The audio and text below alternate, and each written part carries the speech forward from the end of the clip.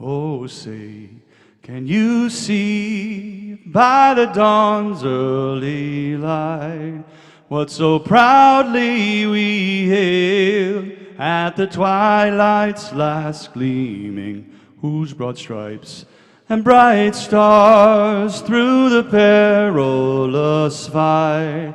Oh, the ramparts we watched were so gallantly streaming, and the rocket's red glare, the bombs bursting in air, gave proof through the night that our flag was still there.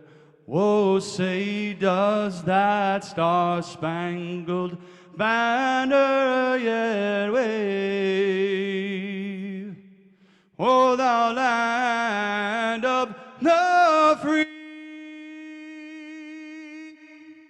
and the home of the brave. That's great. Thank you.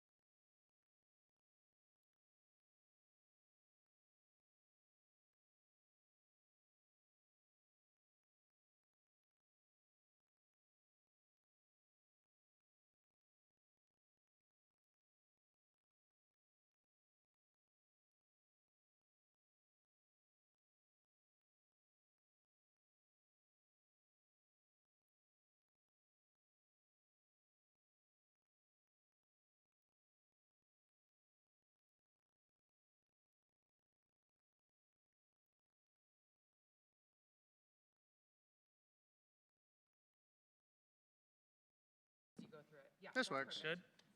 Yeah. All right. Stop screaming.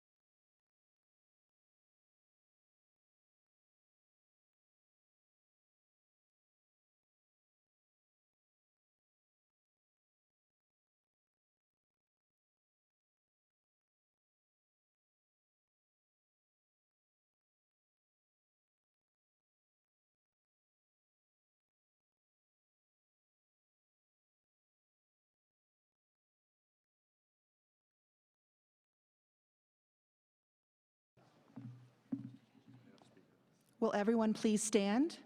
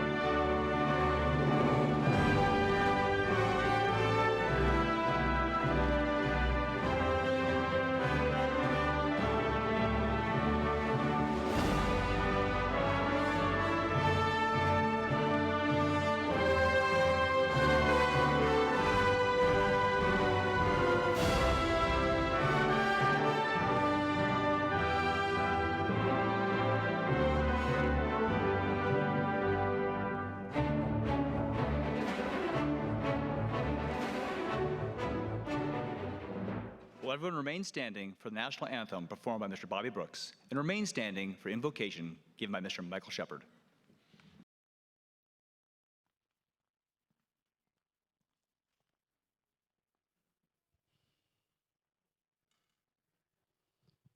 Oh, say, can you see by the dawn's early light what so proudly we hailed at the twilight's last gleaming, whose broad stripes and bright stars through the perilous fight? Oh, the ramparts we watched were so gallantly streaming, and the rockets' red glare, the bombs bursting in air, gave proof through the night that our flag was still there.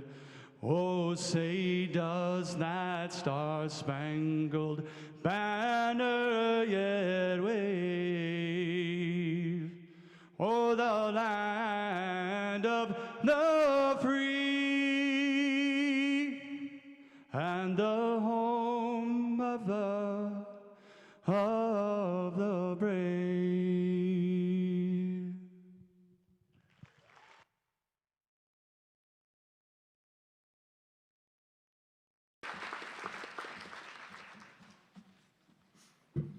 Good afternoon. Today we'll say a small prayer for our invocation. You have the option to bow your heads. Heavenly Father, we thank you for waking us and blessing us to be here.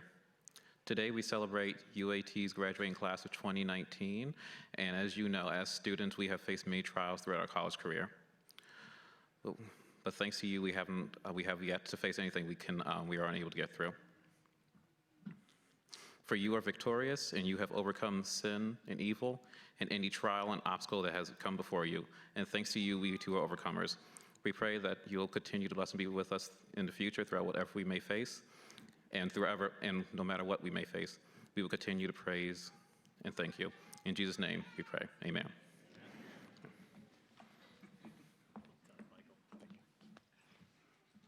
Everybody, please be seated.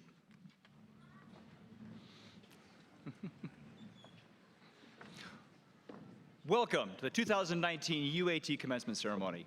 We are beyond excited that you're all here with us today. Those of you, the families and friends who are in person, the folks who are online watching on stream, with a special shout out to Kevin and Shelley. The students over at Founders Hall who are watching during the Founders stream, a shout out to you as well. We are so pleased to have you here. For online students, the online students who are taking part in commencement by watching in stream, we're thinking of you. And for any online student who came on campus today, we are very, very happy you've joined us. Please make a point of reaching out and finding us after the ceremony so we can shake your hand and get some FaceTime. It's a terrific day. It's a perfect moment to celebrate these remarkable graduates. It's a chance to see technology and see this university. And as we get started, I want to introduce myself.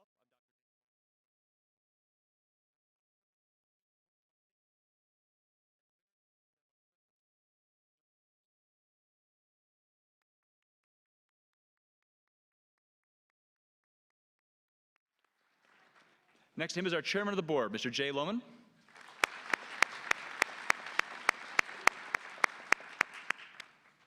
Next, we have an esteemed member of our faculty, Dr. Natasha Vittamore.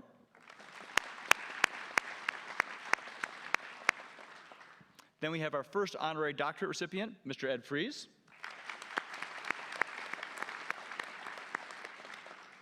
And then our second honorary doctorate recipient, Dr. Rebecca Wynn. We'll learn more about them in a little bit. Behind them, we have our faculty, the individuals who mentored and grew and paid attention to you, helped you through those hard days, adjusted the learning to get you to where you are now, the ones that you had long conversations with and who nudged, cajoled, and got you to the success and on the path that's coming ahead. They're remarkable individuals. I'm incredibly fond of them. Let's give them a round of applause.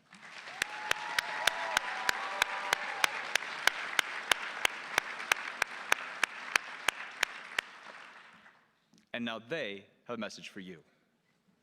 Class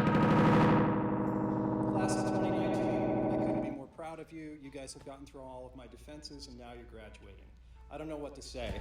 I've been asked to offer a tip to you, and that is this: get off social media.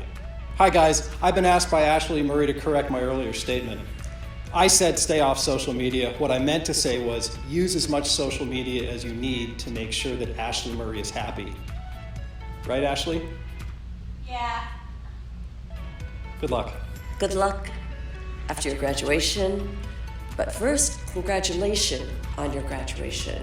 You've worked so hard, and I know that those students who I've had in my classes are exceptional. And I know you'll take that out into the workforce, into other areas of your life, and always remember UAT as being your family.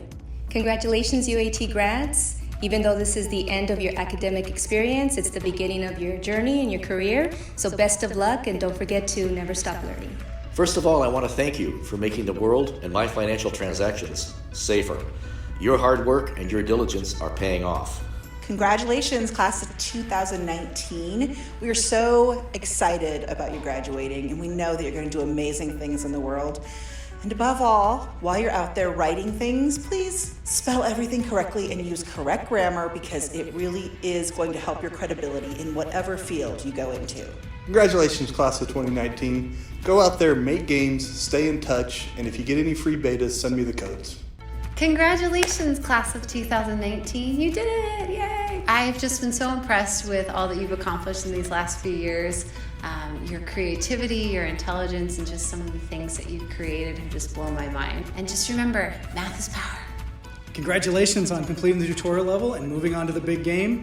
Now get out there and make some amazing projects. Congratulations to the class of 2019. I'm so thrilled for all of you individually and what you've accomplished. Congratulations on all your hard work. Congratulations on graduating. There's no such thing as a bad opportunity. Keep an open mind when you're out there on the job market. Any experience is good experience. Congratulations, class of 2019. There's so many of you that I am so proud of. And if you get out there and you don't know what to do, just do the thing that's in front of you, and you're going to be okay.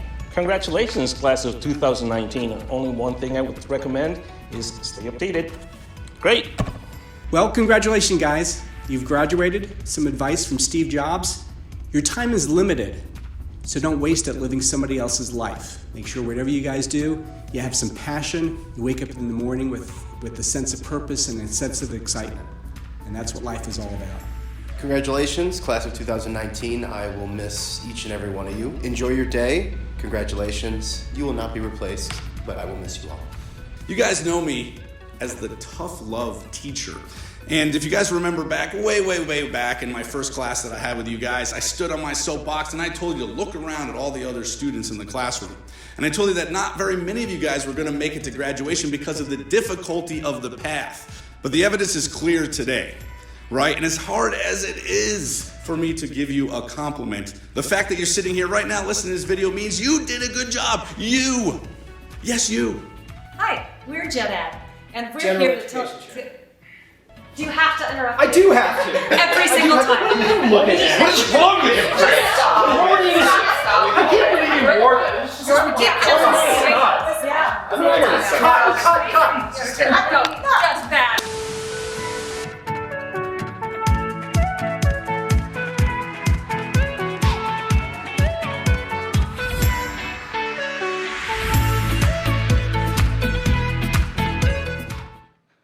Excellent. Everyone, welcome. We've got a great ceremony ahead of you. UAT is a distinctive institution. There are none like it. And to mirror that, we hope we're going to give you a commencement ceremony that not only celebrates these wonderful individuals in front of us, but helps you see the distinctiveness of what they learned, where they're going, and what we're about. And as part of our tradition, we're going to begin today by the provost telling a really bad monologue. You know, obviously the big talk of the last week or so is Avengers Endgame.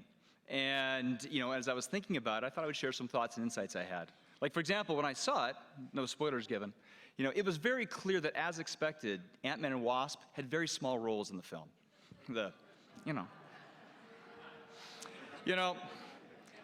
when you think about the characters, you know, one of the things that always struck me as kind of interesting is that, you know, Hawkeye and Black Widow, I always thought that they had more going on than they let on.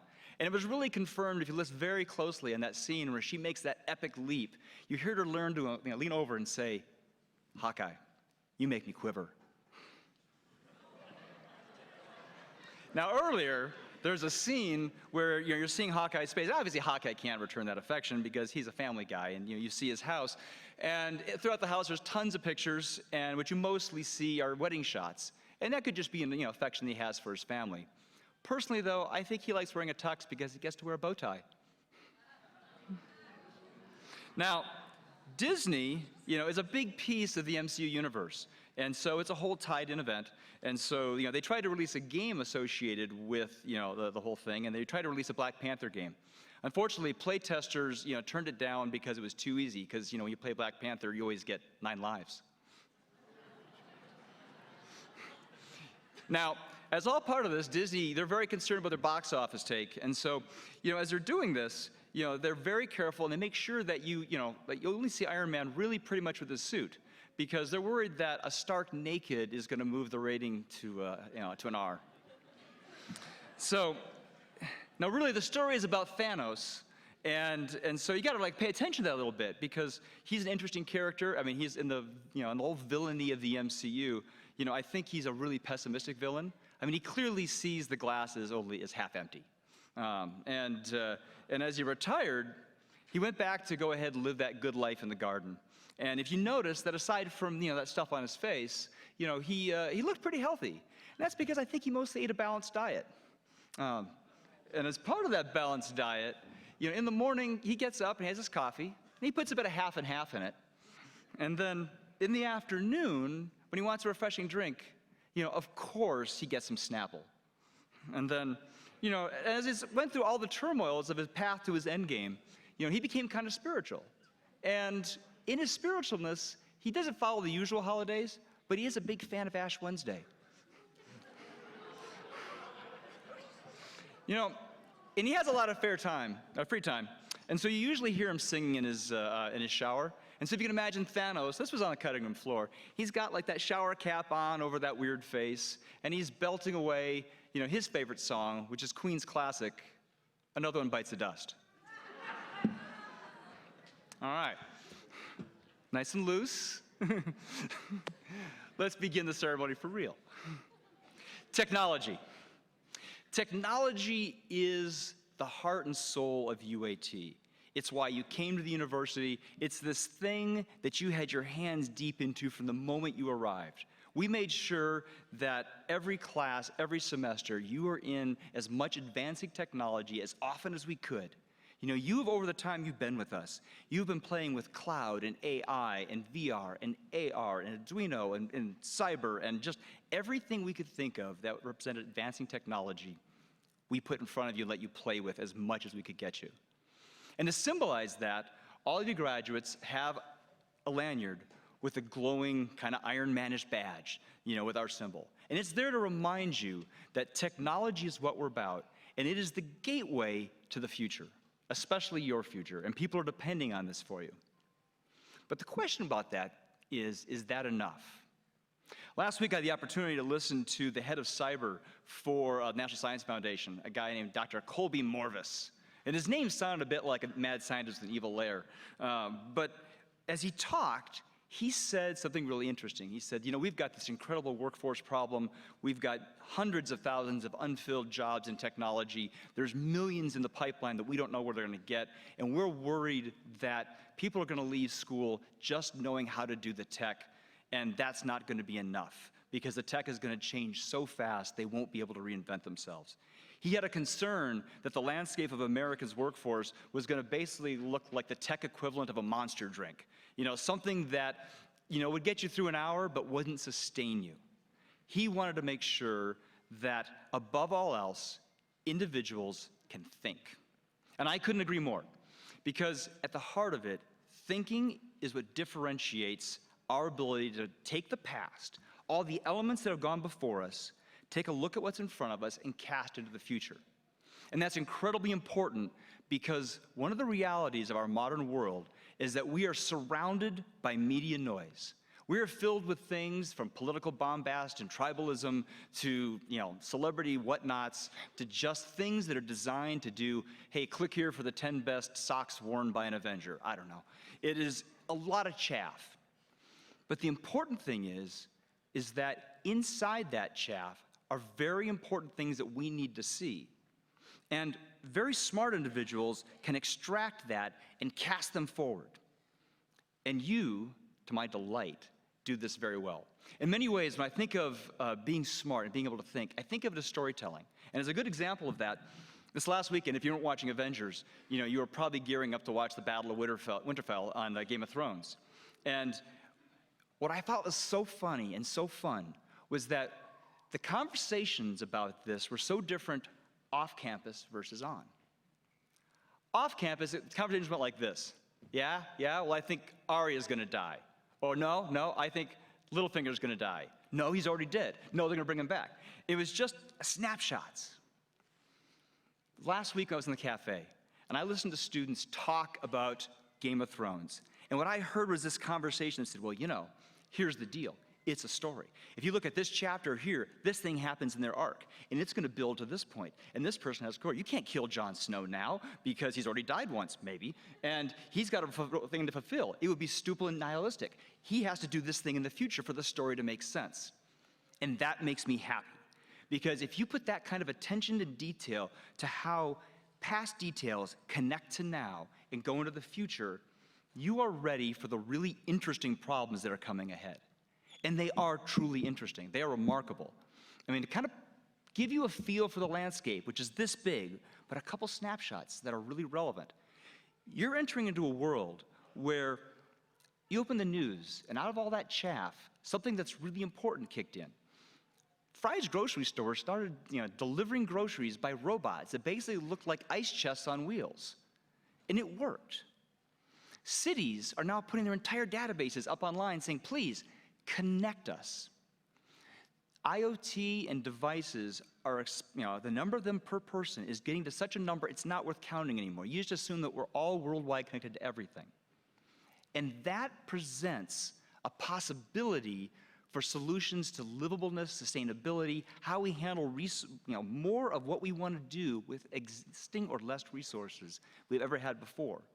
You have the skills to solve that problem.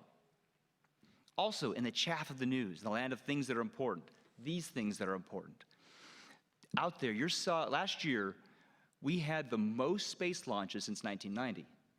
This year, there will be more launches to space than at any point in human history. Now, what's interesting is these launches are happening on the cheap. Last week, the Straddle launcher took off the ground. It's the largest aircraft that's ever left the ground, and it wasn't like part of a giant, expensive project. They basically reused 2 decommissioned 747s and built a platform to quickly and inexpensively put things into orbit. The Bereshit moon lander from Israel, it got within 2 miles of successfully landing on the moon. And its entire project, from beginning to end, was less than $100 million. We spend more than that advertising a movie or building an A-title game. And meanwhile, while we sit here, there is a Tesla space car cutting through the rings of Saturn with a copy of The Hitchhiker's Guide to the Galaxy in the glove box, a Hot Wheel glue gun to the dashboard, and David Bowie playing through the earbuds. And all the while, Yuma is quietly applying to become a spaceport. Space technology is going to happen, and it's going to be something that you will be able to reach and play with all the skills you have. And another interesting example of things that are in the news that projected the future. Last month, when the tragedy occurred at Notre Dame, it was an amazing event. It was terrible, but amazing. As soon as the smoke came out of the cathedral, we saw it on our screens wherever we were, because we're all connected. And we wondered what happened. And collectively, the world expressed, a sadness for this thing that represented human achievement. When the spires fell, at that same moment, VR environments showing the entire interior of that cathedral were made available to us to walk through so we could understand what it looked like and had just been lost. And then 2 days later, miraculously, the news came out that the entire interior of that cathedral had been 3D scanned. Every organ pipe, every wooden cut carve, everything was there. And the miracle of that is coupled with manufacturing and 3D print technology and everything else, that when this cathedral gets rebuilt faster than any other cathedral rebuild ever, we'll be able to make a choice of what pieces we want to reconstruct and carry into the future, but at the same time, the imagery of the past will be retained. This is a beautiful example of how technology enhances us as humans. And these are the kind of things, along with thousands of others, that you get to play with. And you are expected to. It's as if in your future, all the great futurists, the Teslas, the Coopers, everybody, the Steve Jobs, if they were sitting around a fire and they were lifting a drink, they'd be raising it to you at this very moment saying, all the things we imagined are now in your arm's reach and you're going to make them happen.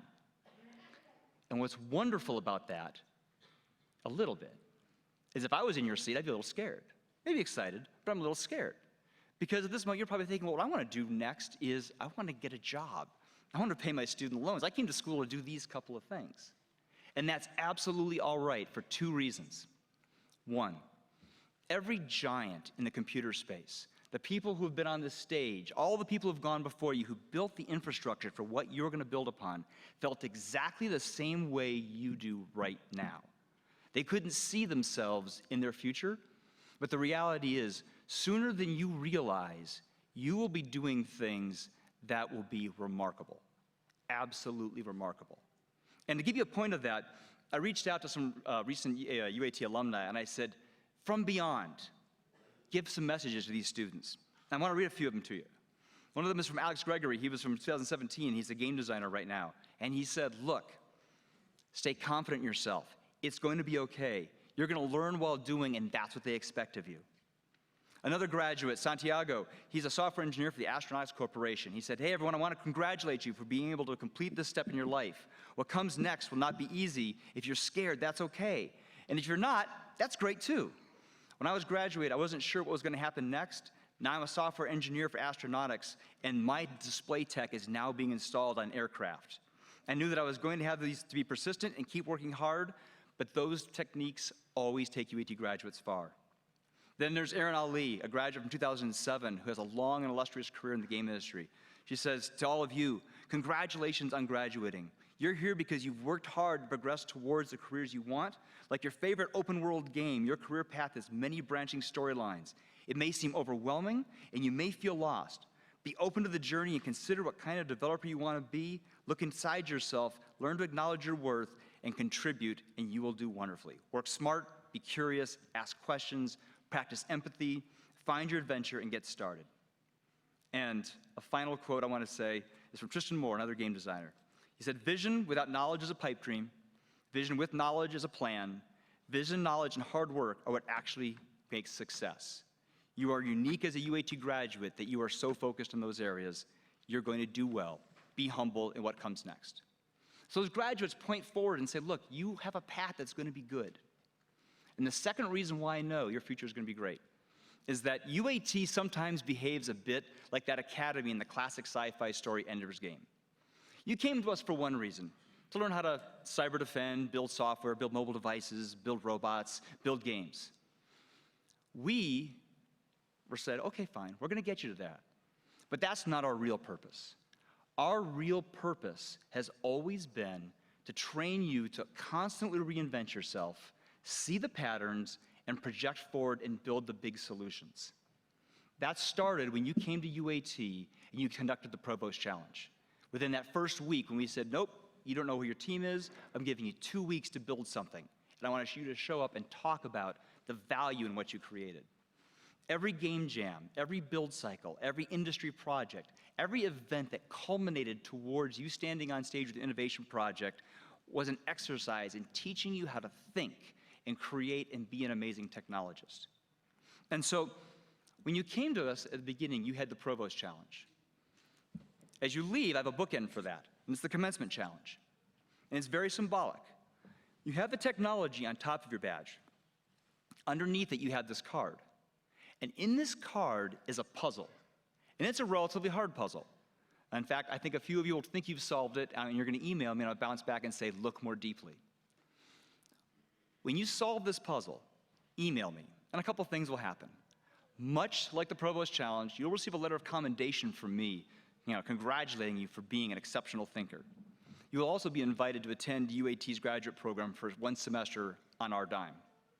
But more importantly, what you'll do is you'll have a reminder that you can keep with you the next several years that is a symbolic reminder that the most important thing you learned at UAT is how to think and solve problems with little or no instructions, left only to your ingenuity and your teams.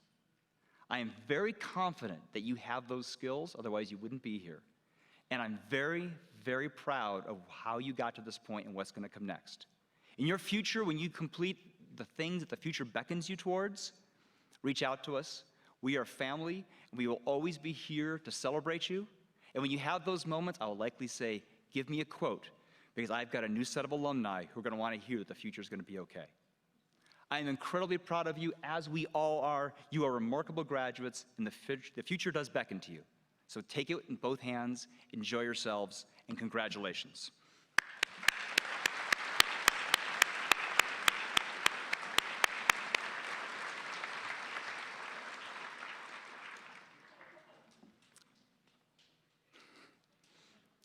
Valedictorians are a part of the commencement process. And valedictorians, they represent in many ways what the best of us should be. And for this year, I think this is doubly true.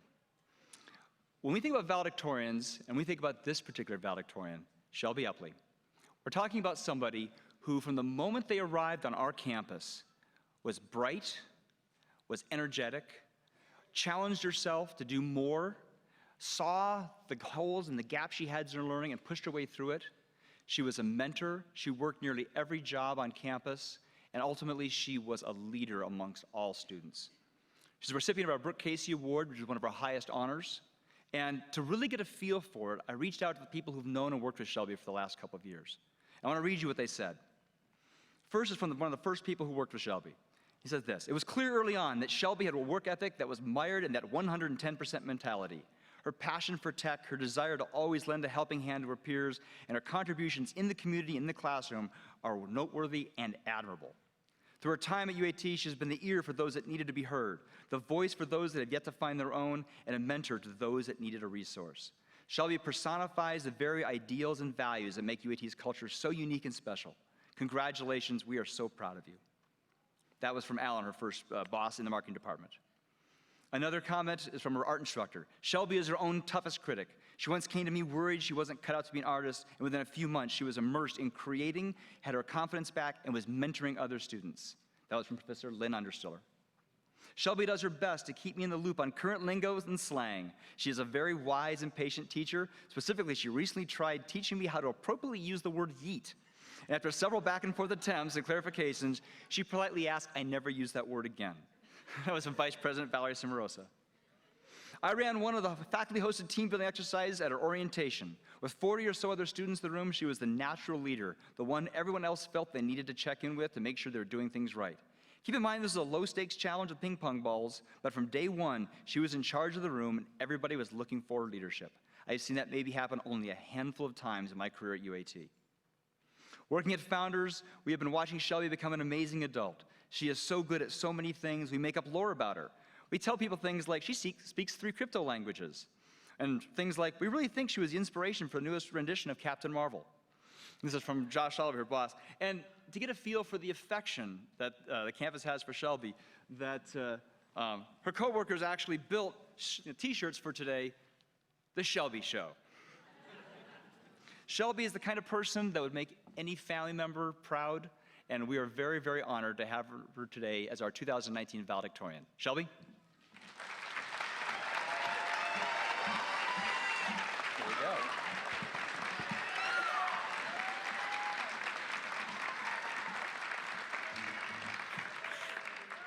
Thank you. I would like to thank my arms for always being by my side, my legs for always supporting me, my fingers because I can always count on them, and of course, my hips, for they do not lie. Just kidding. I would like to thank UAT for all of the endless possibilities that they have given us during our time here as we reach this monumental stage of our lives. Today, we will be ushering in a new generation of technology graduates that will help make the world a better place. We are the future that will build a better tomorrow today. We are the students from around the world that have completed something that so many dream of. We have been given an opportunity to shape the world with the power of our hands and our minds. It is incredible standing in front of you all today, reading this speech as we end one chapter of our lives and begin another. We have spent so many countless nights working together on projects, tutoring, and building up one another as we begin our future. The friendships that we have created will last us a lifetime as we endure challenges that we never thought we could handle. Yet, we all ended up here with our caps and gowns on, smiles on our faces, and countless cheers that could be heard across the country. I remember when I first came to college, how I was terrified of taking this leap of faith because I had no idea where it would end up. I am thankful for my mother because she would always text me good morning every single day. Having her support made this transition easier as this new chapter of my life had begun. During my first semester, I was placed in college algebra, and let me tell you, I am terrible at math. I'm an art student. You shouldn't make art students do math. I spent countless hours being tutored and trying to make sure that I could pass my tests. I'm thankful for Heather because she answered my emails during late nights and weekends just to help me. I told her I need exactly 185 points out of 210 to get an A in the class. She told me, I know you can do it. I spent the countless nights studying our worksheets and our book. After I completed the final, I thought I had failed it. Though I did not feel confident, I remembered what Heather had told me. A few days later, I received the grade. I got exactly 185 points on the final. I was ecstatic. That was the first A I'd ever received in math. Though my final grade was a 90.02%, it was still an A. It was hanging on by a thread, but hey, I got that A. I think we all had experiences like this during our time here, no matter how long or short it was. We had these periods of self-doubt where we didn't know where we would end up. Yet we still ended up here, and that's what matters. All of the hard work and sleepless nights has brought us to this moment that we dreamt about as children. Standing here, I never thought I could reach this level of achievement, but here I am. UAT gave us the ability to push ourselves and build a future. We built a life here, a community that is unbreakable. Even as valedictorian, I had my struggles just like so many of you. We all face these struggles, but we did it as a family. I want to thank every single one of my fellow classmates because you are the reason why we all made it here today. Through every trial, through every sleepless night, through every assignment, we made it. Take a moment to reflect that you are sitting here because this is such an amazing achievement. I am proud of every single one of you because you are here. You did it. I did it. We did it. We are the proud students of UAT. We are the technology leaders of the world. We learned, we experienced, and we innovated. We are UAT. We are the future. We are family. Thank you. That's lovely.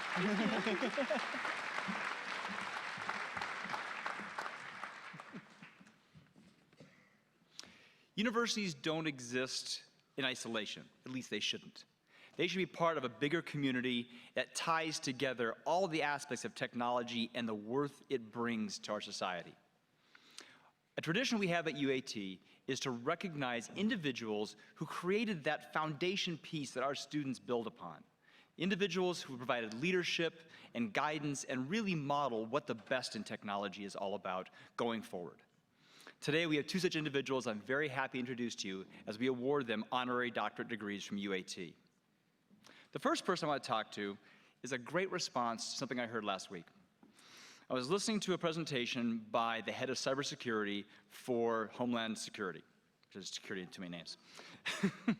As he spoke, he said that if he had one wish for our country to be better prepared for the challenges of information security, he would wish that every person had at least an 8th grade competency in that topic. They would know the terminology, they would know why it was important, they'd know, what makes it tick.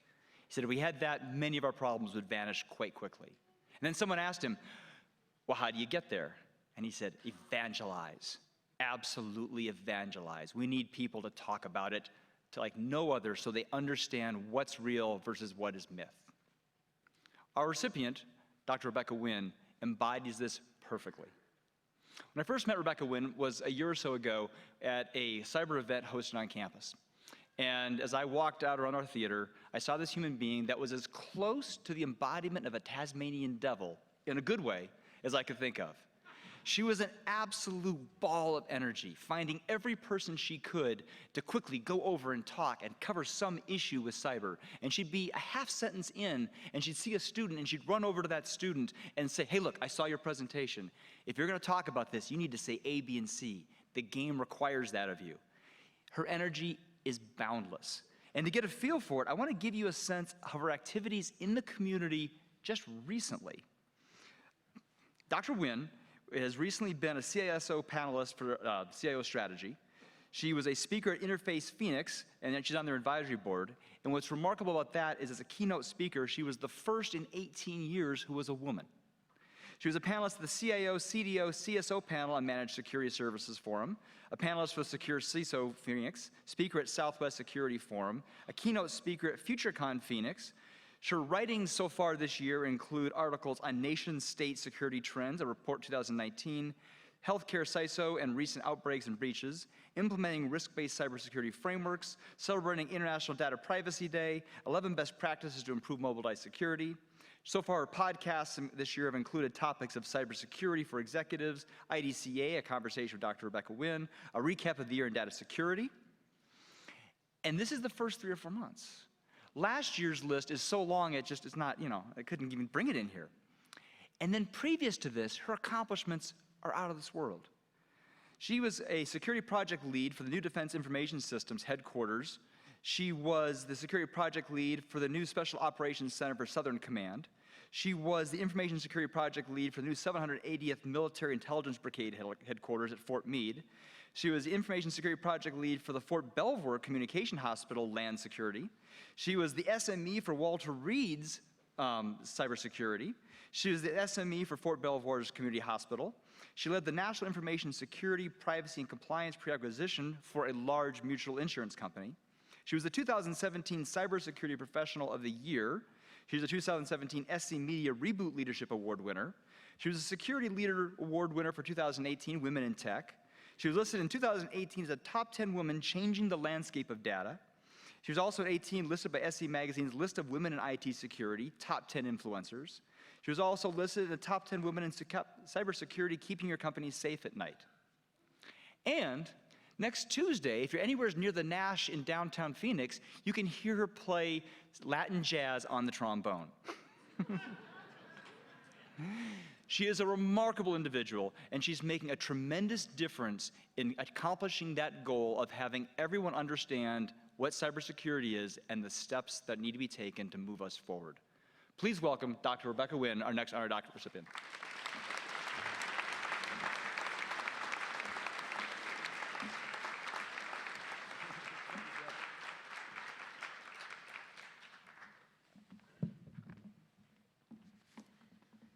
Thank you so much. That was a great introduction. I don't know how I can follow up on that one. But I do want to thank all the faculty. I want to take our extreme board here for this wonderful honor. And I'm trying not to get choked up here, but one of the things he didn't tell you is 25, 30 years ago, I was told I was going to be permanently disabled, that I'd be lucky if I could even hold a part-time job. Part-time. That's what my mom was told. My mom died almost 7 years ago. She'll be 7 years in a month.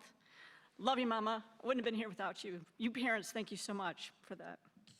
So I do have 3 points that I'd like to make you. Thank you.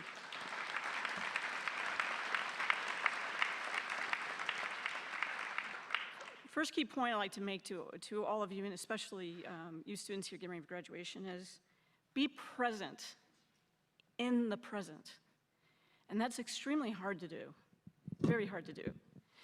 But what you need to do is you need to try and go ahead and take all the technology away. Put your phones up, put your laptops up, take away thinking about your next meeting.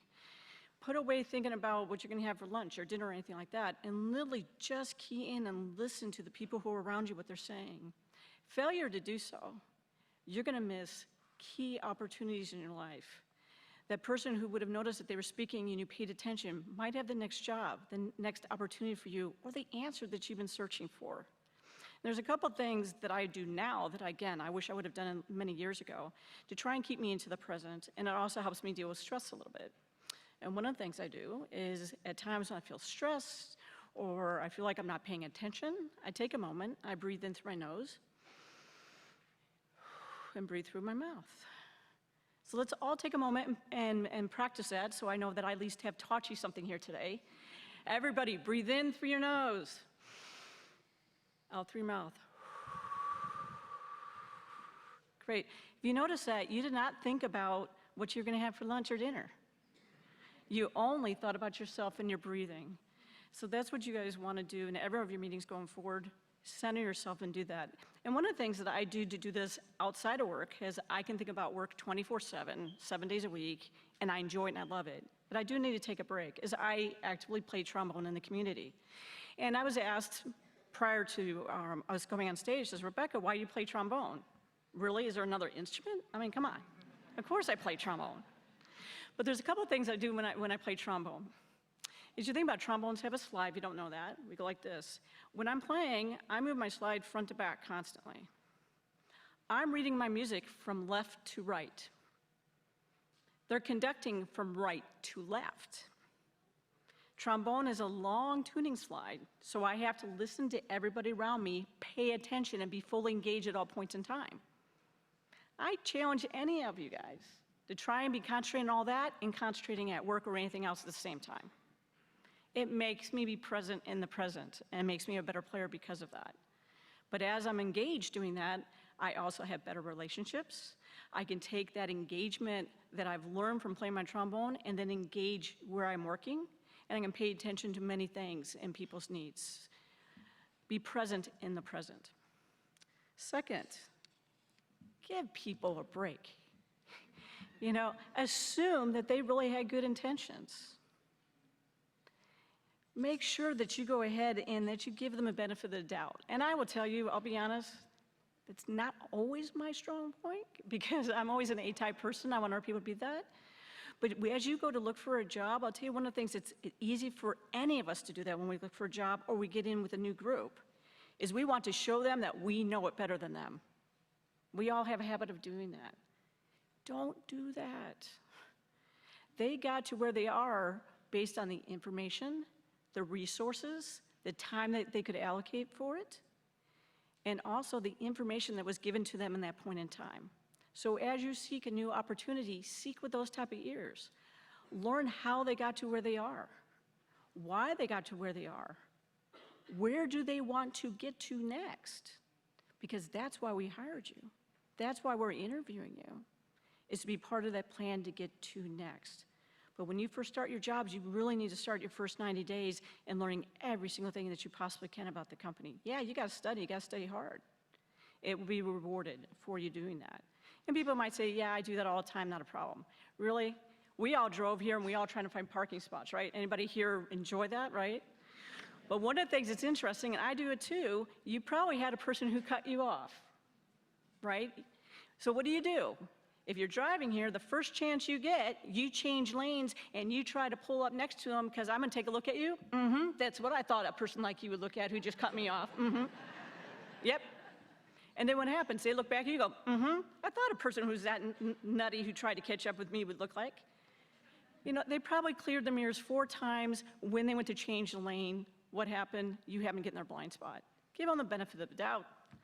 They probably had great intentions. Take that as you go forward. Your life will be better. You get less tickets from the police officers for unsafe change in lanes, and you'll find out just the relationships around you be better if you just assume people had great intentions. My third point, when you've been in school, and you've been in school for a long time, which is good. I do school too. School is wonderful. The more you know you don't know. But we do get feedback, and we get rewarded constantly. You get that A, you went ahead and did great on that project.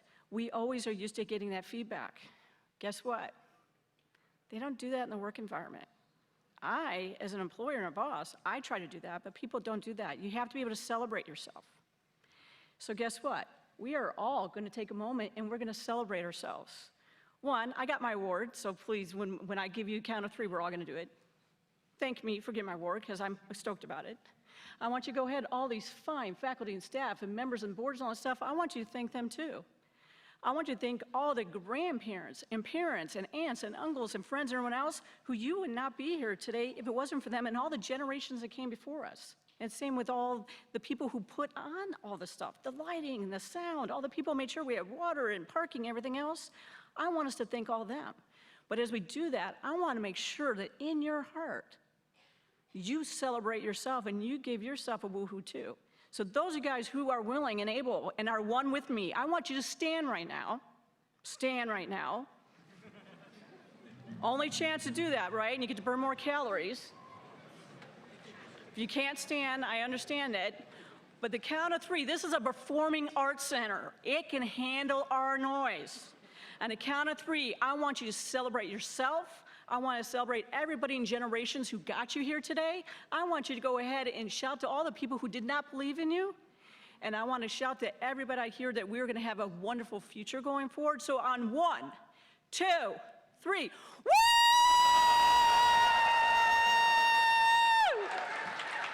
So remember as you go forward, be present in the present. Give people a break. They had great intentions. And celebrate yourself. May the Lord bless each and every one of you. Thank you very much.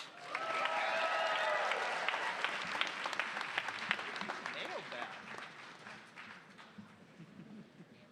Did you get your picture? Yes, we did.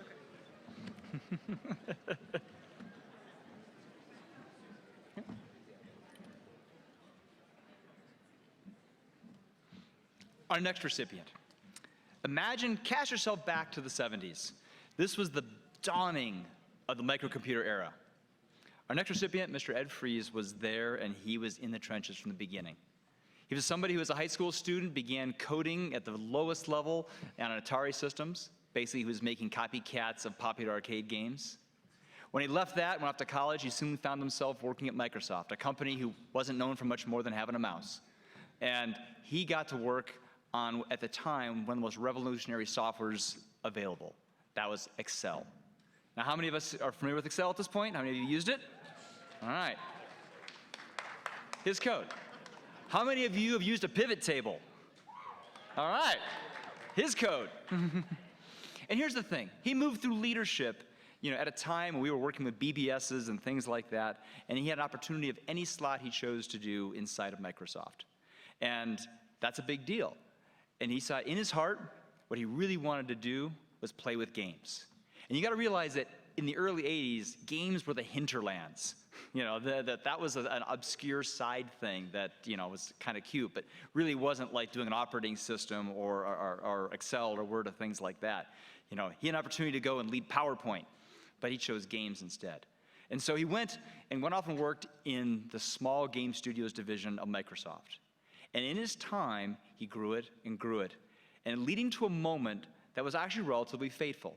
where he found himself late at night on Valentine's Day in an argument with Bill Gates, defending the concept of whether the Xbox should exist or not. And this was truly a high-stakes moment. This is a moment where if he prevails, we have Xbox. If we don't, it never exists, and Microsoft never enters the console industry. Since then, he won, obviously. He initiated the Xbox project. Things that we take for granted now, like the fact that Bungie and Halo are intricately associated with Xbox, that was his vision, bringing them in. He grew it from a small entity to something that had over 1,000 employees and created something that is special and is really iconic in the development of the computer gaming industry. Now, he's since left and he's done board work and things like that, and now what he's focusing on is how do we make it easier for independent game studios to launch? This is a model of what an honorary doctorate does. But what really impresses me the most was last night he held a session with our students. And this session was truly magical. It was supposed to be from 5 to 6 o'clock. And it was in our theater, all students were invited, and he talked about his history in the gaming industry and what it felt like and what occurred and things like that. And as he's talking about things like errors caused by memory overruns and working in assembly code and things like that, I began to wonder, is this going to relate to our students at all? And when I turned over and I saw all of our students, they're leaning in, and they're just like dead-on focused by this guy who is just emanating kindness and empathy and intelligence about the gaming industry and answering their questions. And what I realized in that moment was that you students and the students who are on campus, they see in Ed Fries what you see in yourselves. Somebody who's at the precipice of a new set of technologies and what it feels like to wade through that and create something that will down the road become a named thing that everybody knows. It was a truly remarkable moment, and it was incredible to me because this event that was supposed to begin at 5, end at 6, really ultimately wound up running till after 9 o'clock at night. He generously gave his time, and our students were richer for it, just as the computer space is richer for his presence. So with all of that, I'm very proud to name Mr. Ed Fries, our next honorary doctorate recipient.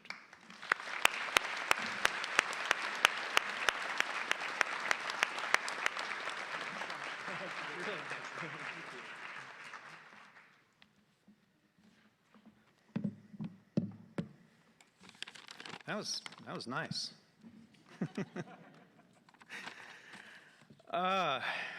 Well, first I want to say congratulations to the class of 2019. It's awesome. Congratulations.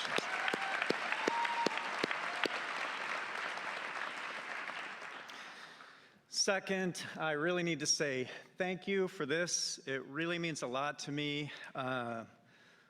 You're already a doctor, but I just have a bachelor's degree, so this is a first for me. I'm going to make my kids call me Dr. Dad, Dr. Ed. When I get home, it's going to be fun.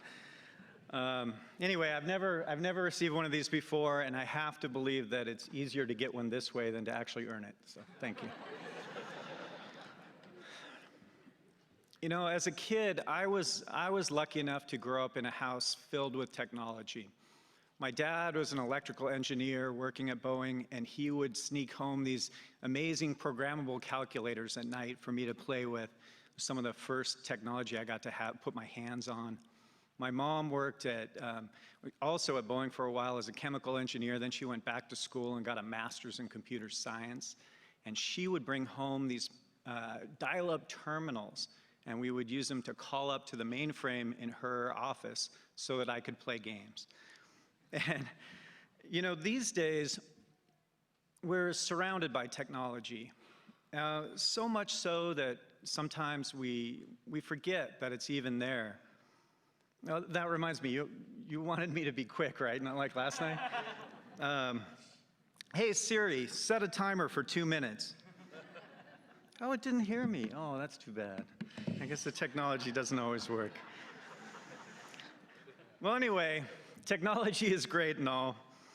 I mean, it's been the cornerstone of my whole career. But when I look back at almost 40 years since I launched my first video game, there's something else that's been, I think it is at least as important to whatever success that I've had. And that is put, as simply as I can and against my own natural instincts, just trying to be nice to people, trying to be helpful when I can. I can't tell you how many times I've done something for someone with no expectation of reward, only to have that favor returned to me many years later and so much greater than what I gave. I gave a few talks down here, and over the years, I had no expectation I would get something like this. Is so amazing. Thank you. Some people say I'm a nice guy. Sometimes my wife might disagree, but if I could go back in time, back to the very start of my career, back to where you guys are right now, I would try to be 10 times nicer. I would try to be 10 times more helpful than I have been. And if I could do that, I know for a fact that I would have been able to accomplish so much more than I did in the time that I had. Speaking of time, I gotta go. So thanks again, and congratulations to everyone. Thank you.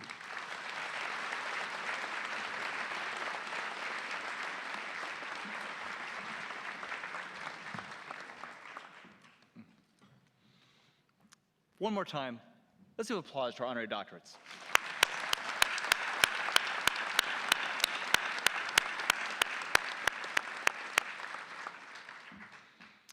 Something that you may not see on the outside as parents and friends of our graduates, but you may have heard them, grumble about it, is this notion of the innovation project. It's something that we do at the university to ensure that every student leaves UAT being able to fundamentally know what inventing is. There's this hierarchy we have for what our experience is about. Obviously you have to pass your classes, and obviously you have to be workforce ready and know what that feels like. You have to know what production feels like. And of course you have to be able to show your professors works that represent what it is to be successful in your program. But somewhere at the pinnacle of all of that is this thing that we ask of all graduates to say, hey, sometime while you're in school, you have all these technologies laid in front of you.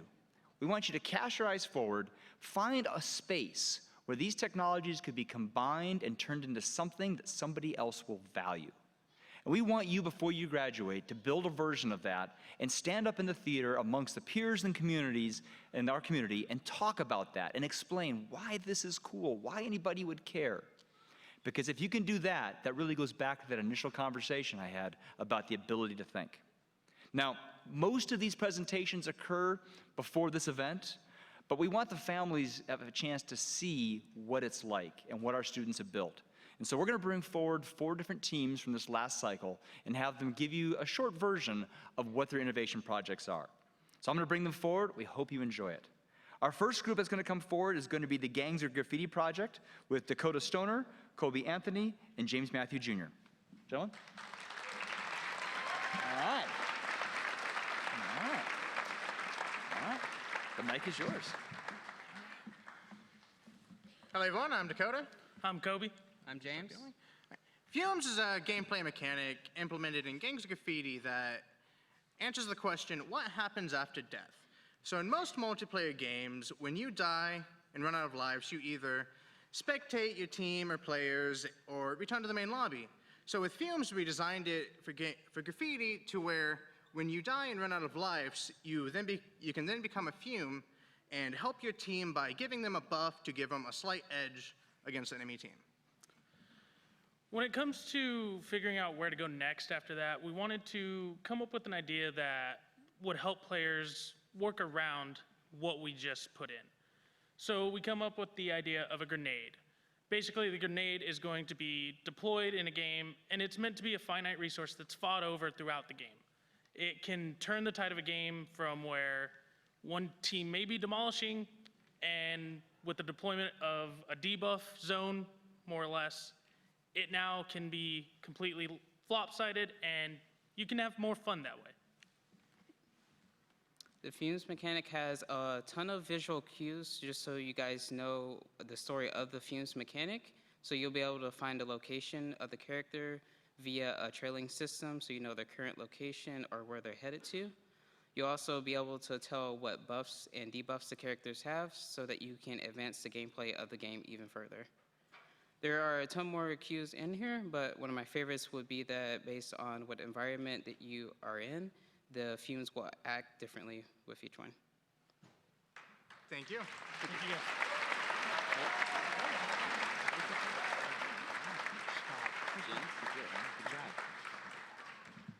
The next project is a smart call holster. Please bring Gabriel Howard forward. Thank you, David. All right. Hello, everyone. Thank you for joining us today. My name is Gabriel Howard. I'm a network security, network engineering graduate. Congratulations, graduates, as well. A horrible situation and the worst day of your life a little bit easier. And now I'd like to present to you the basic prototype and proof of concept. Thank you. The carry call has 3 different modes. Green mode signifying there's a firearm in the holster. Yellow mode signifying that the holster is detecting that the firearm has been drawn. And finally, red mode signifying a police response and that a shot has been fired or that the firearm's been out of the holster for longer than 10 seconds. Here's a demonstration.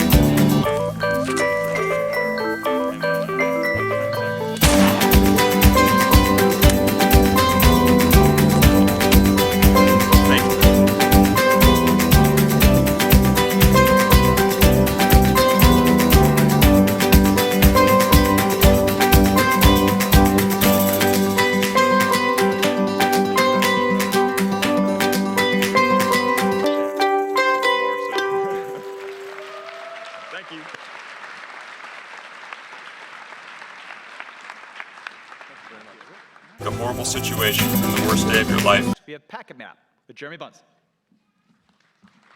Jeremy. In the US, there are 20 million small businesses, all of them connected to the internet and unable to keep track of all of their network information. This is a problem because botnets work around the clock to steal from businesses.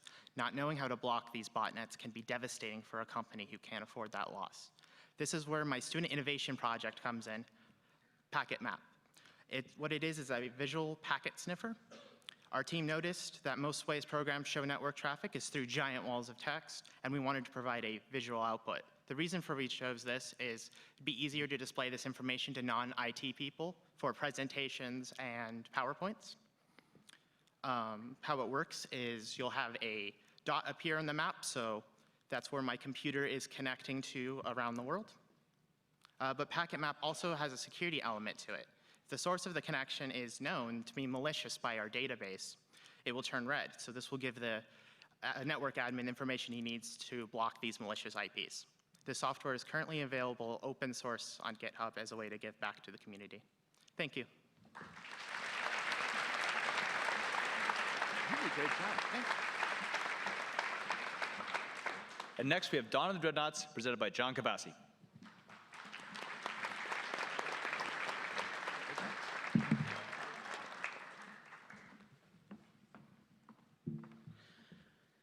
The ages of man are not defined by wars fought or ideals fought for, but instead the weapons forged to fight them. Hello everyone, my name is John Cavassi. I was the lead for the project Dawn of the Dreadnoughts. Dawn of the Dreadnoughts is a real-time strategy game that does things a bit differently than other games within its same genre. In most strategy games, the map that the game is played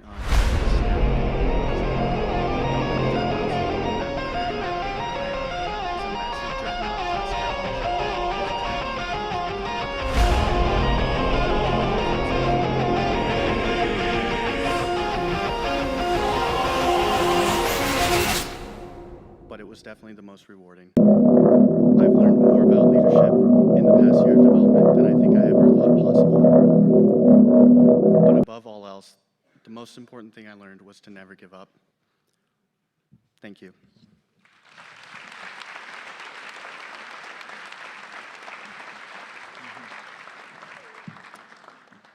You know, I know plenty of adults who are terrified by coming up to a microphone during commencement ceremony. And so I want to do an extra applause for all those student presenters.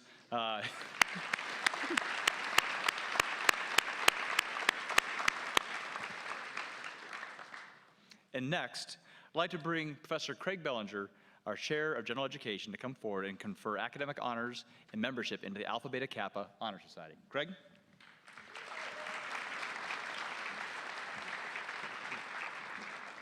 Thank you, Dr. Bowman. Congratulations, graduates. It's always awkward on a day like this when you get to see how we actually dress.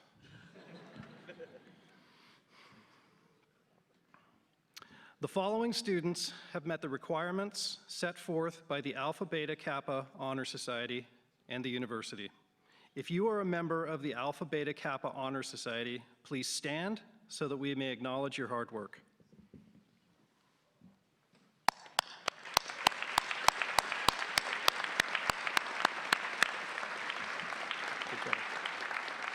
Thank you. Please be seated.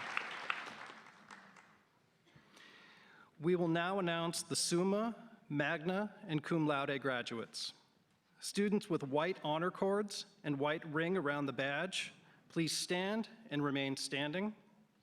You have a designation of Cum Laude with a cumulative grade point average of 3.5 to 3.74.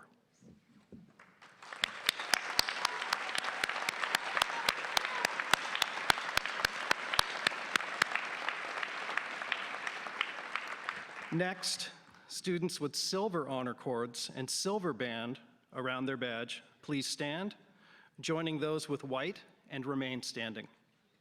These students have the distinction of achieving magna cum laude with a grade point average of 3.75 to 3.89.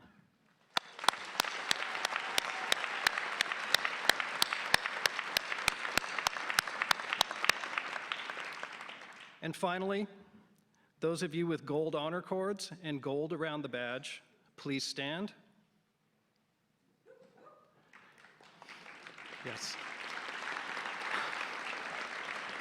These students are designated summa cum laude and achieved the distinct and impressive honor of a GPA of 3.9 to 4.0.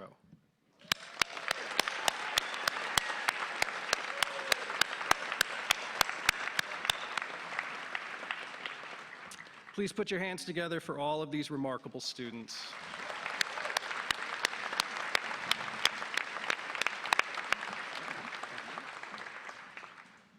All right.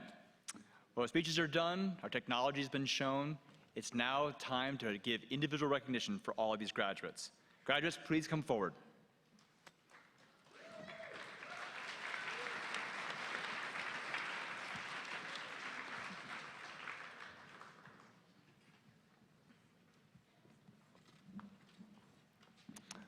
Now, while the graduates are coming forward, I'll give you a little bit of trivia and some fun facts about the university and things that the students have seen that maybe you have not seen. Like, for example, while these students have studied, while they may not have slept a ton, or at least when most people sleep, they did eat well. During the time that these graduates were here, they consumed, on average, about 60 pizzas a day. This translates to about 350 pizzas a week, 1,400 pizzas a month, 18,000 pizzas a year, and roughly this graduating class consumed about 36,000 pizzas at UAT while they spent time with us. Now, you can't consume that many pizzas, on a dry throat, so there's liquid involved as well. This graduating class tends to consume about 105 gallons of soda every day. That translates roughly to about 35,000 gallons a year, and again, 70,000 gallons of soda passed through these graduates while they were students at UAT. During the months leading up to graduation, of course, it's finals. I got a tally from the cafe. They consumed approximately 260 pints of ice cream and around 300 to 400 bags of chips, over 200 bags of candy, and 900 energy drinks out of the cafe. Now, other things to know about this student class is that they burn miles of filament in 3D printing. Over this last year, they burned enough 3D printing filament to run a cable from our campus to this room. And part of what that went towards was the creation of green llamas. I'm not sure if you guys can see this, but magically this spring, one morning, our campus was filled with green llamas. They were frolicking, they were in dioramas, they were playing, and they kept us company. They made our Instagram accounts, and then they vanished. And so there's a bit of mischievousness that happened with our students. This student class also took care of us in terms of our mascot, cat mascot, how are we going to call it? Max. They adopted a cat, and they took very good care of him. This cat, which was feral, they made sure he had warm, hot blankets at night, even though he was a feral cat that they fed. They created an Instagram account for him, which has hundreds of followers. They brought him inside on hot days because they were worried that he couldn't take our summer heat. And when he had a very particularly epic circle of life moment that involved small desert rodents, they filmed it, and you can hear our students cheering him on and as he took care of his hunger despite being incredibly well fed. And so a few insights of our students. Are we ready? All right. With that, let's come forward and confer degrees.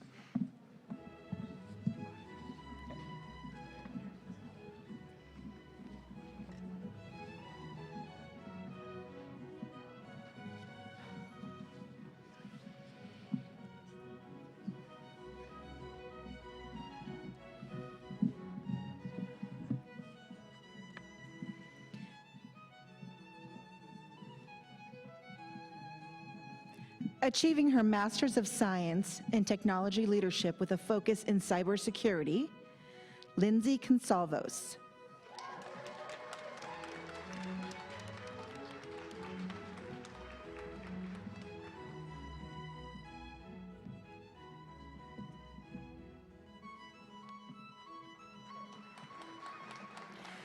Shelby Epley.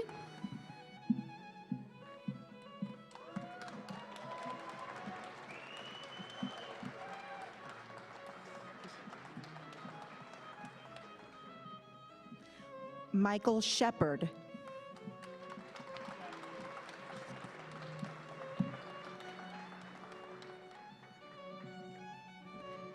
Dakota Stoner.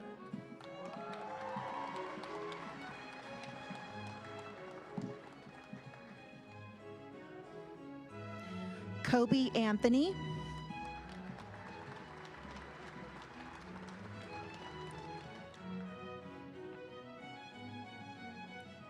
James Matthew Jr.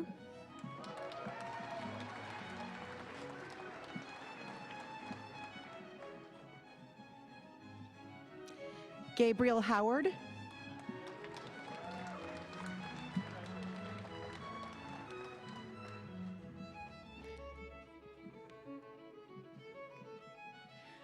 Jeremy Tyler Bunce.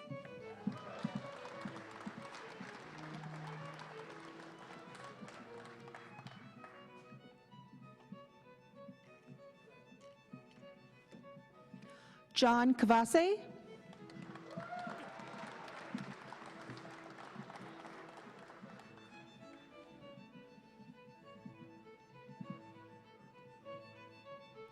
Brian Johnson.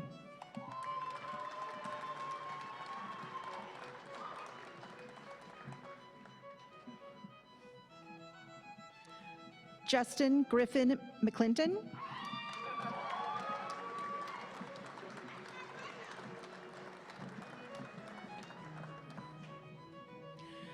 Deshaun Phillips.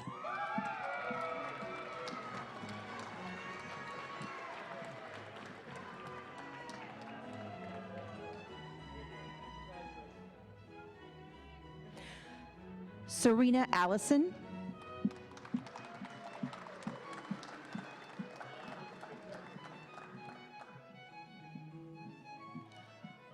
Austin Rosefeld.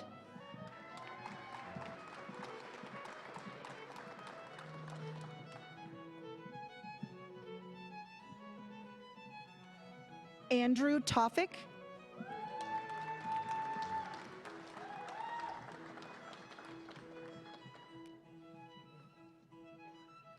Marcos Escobar.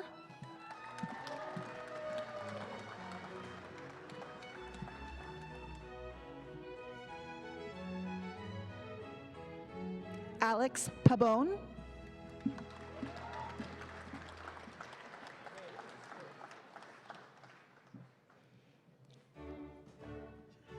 Alex Schlegel.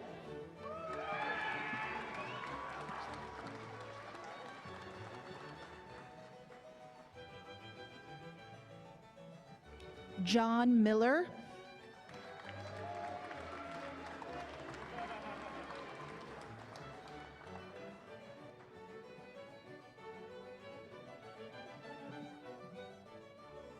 Austin Trent.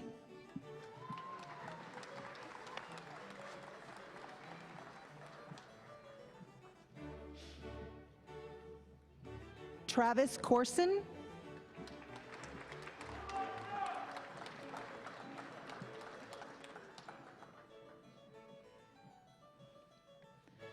Alexander Beverly.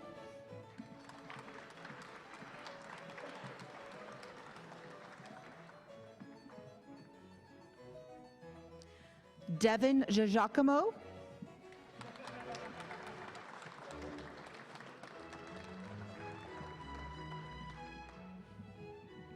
Chandler Emerson.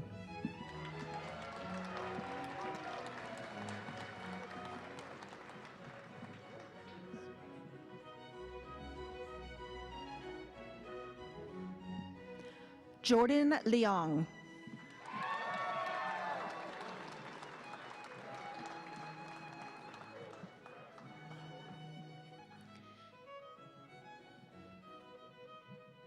Timothy Pfeiffer.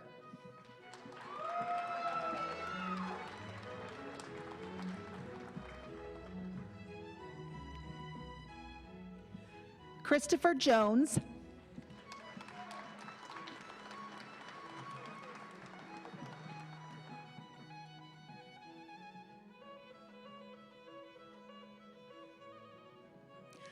Jessica Johnson.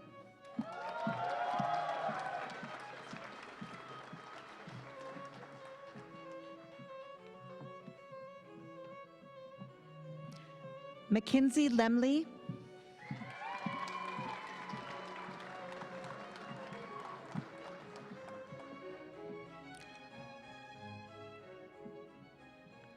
Lauren Gasper.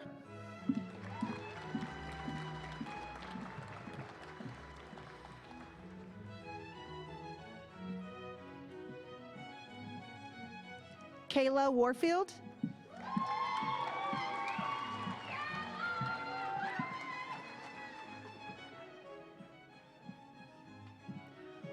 Renee Grauberger.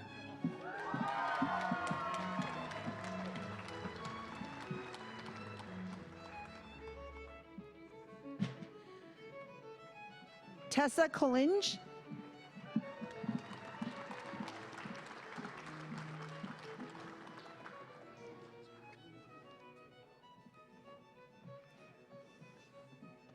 Garrett Haynes.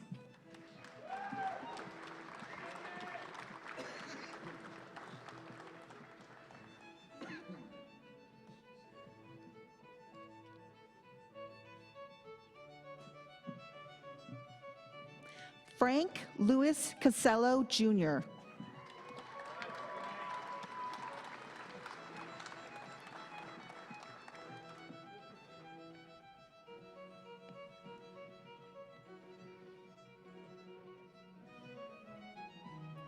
Kevin Schuster.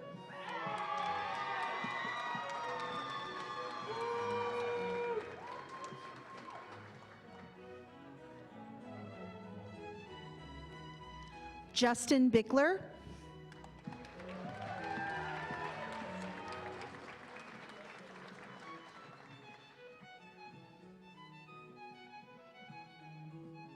Sam Dadal.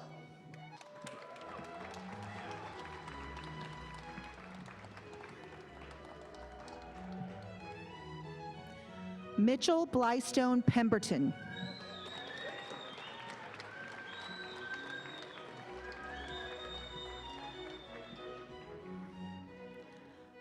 Santiago Figueroa.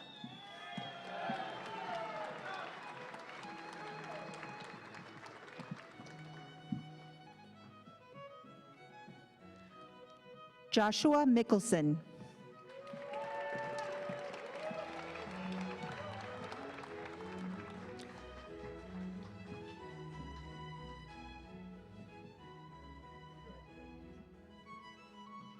Alan Stratton.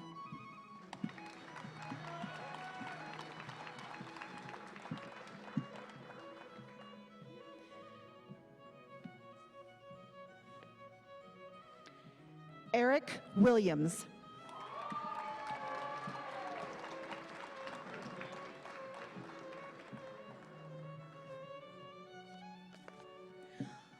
Sean Hinderleiter.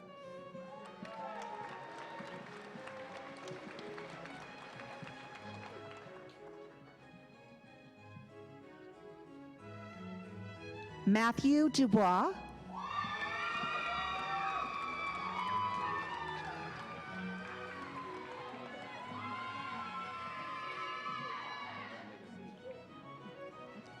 Jasper Pena.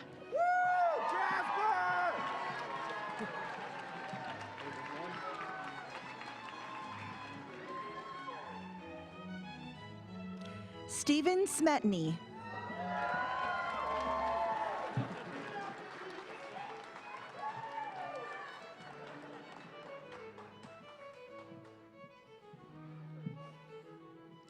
Tyler Harper.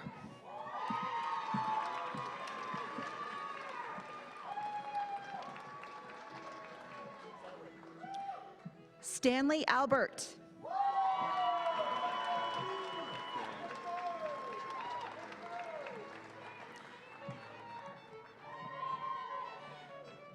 Daryl Garcia.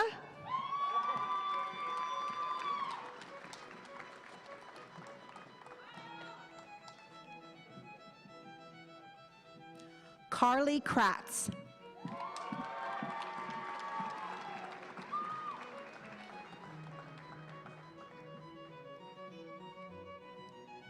Joseph Shermataro.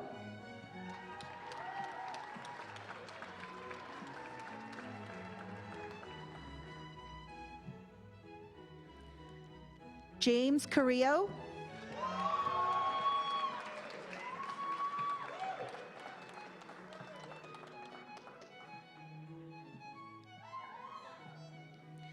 Antonio Bonanno.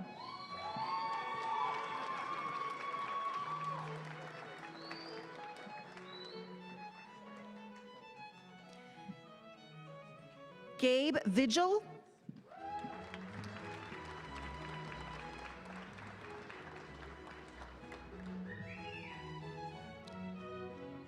Sean Smith.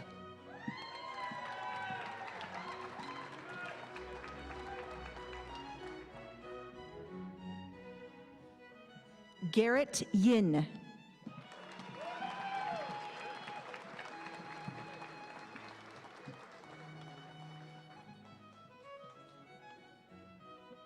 Trent Smithson.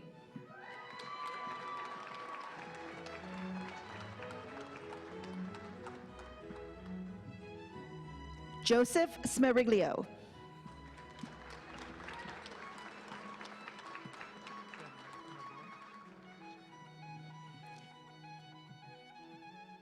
Ben Abar.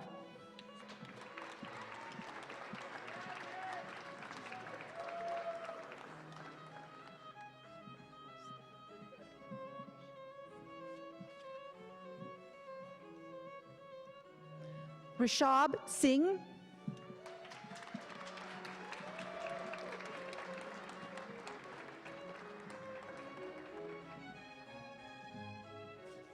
Shayla Simpson.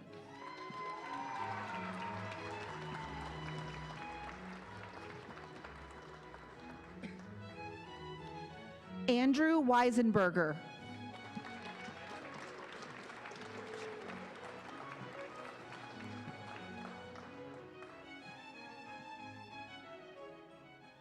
Michael Coron.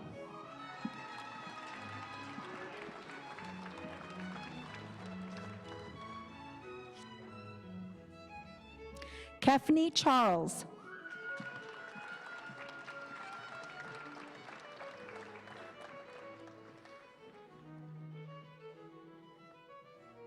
Regis Jerry.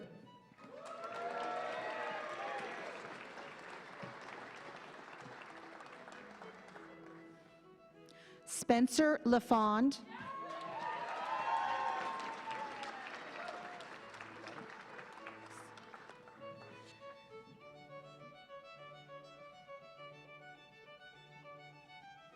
Alexander Orzescu.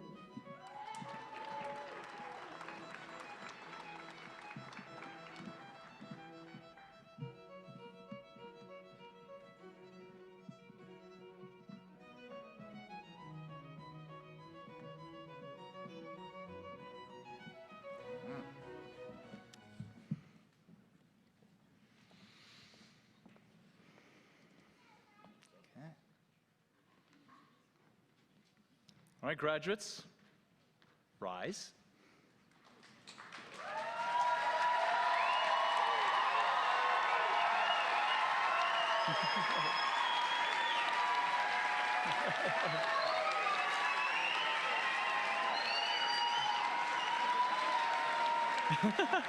In significance of your accomplishment, move the tassel to the right side of your mortarboard.